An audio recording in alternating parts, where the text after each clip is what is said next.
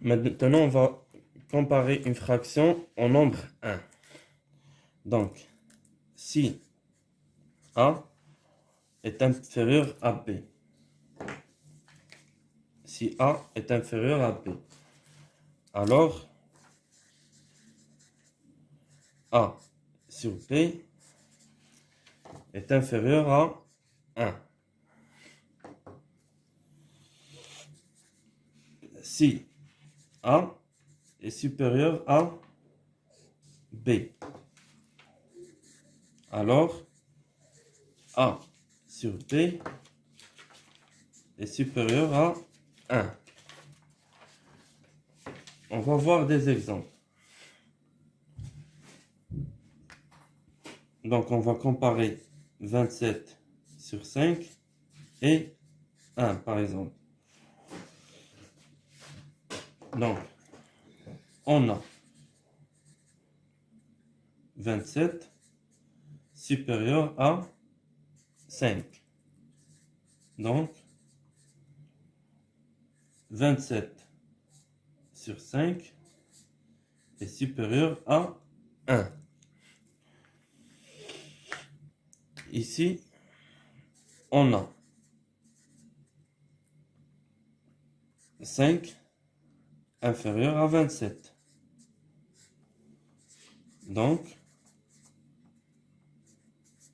5 sur 27 est inférieur à 1. Donc, on constate que c'est si le numérateur est inférieur au dénominateur, donc la fraction, elle est inférieure à 1. Si le numérateur est supérieur au dénominateur, alors la fraction est supérieure à 1.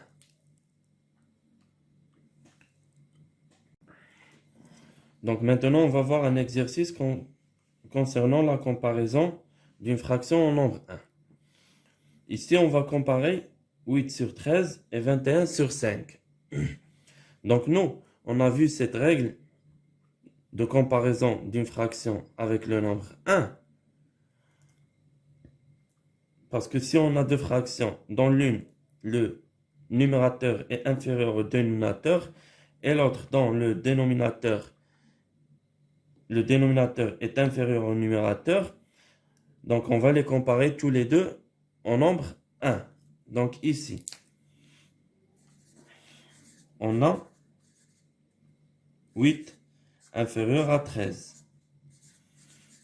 Donc, 8 sur 13 est inférieur à 1. C'est logique parce que le numérateur est inférieur au dénominateur. La deuxième fraction, on a 21 supérieur à 5. Donc, 21 sur 5 est supérieur à 1. Dans une première partie, on a trouvé donc 8 sur 13 inférieur à 1. On a trouvé que 21 sur 5 est supérieur à 1. Donc, 8 sur 13 est inférieur à 21 sur 5. Donc, lorsqu'on a deux fractions qu'on voudrait comparer, dont l'une, le numérateur est inférieur au dénominateur et l'autre, le numérateur est supérieur au dénominateur, on compare ces deux fractions au nombre 1.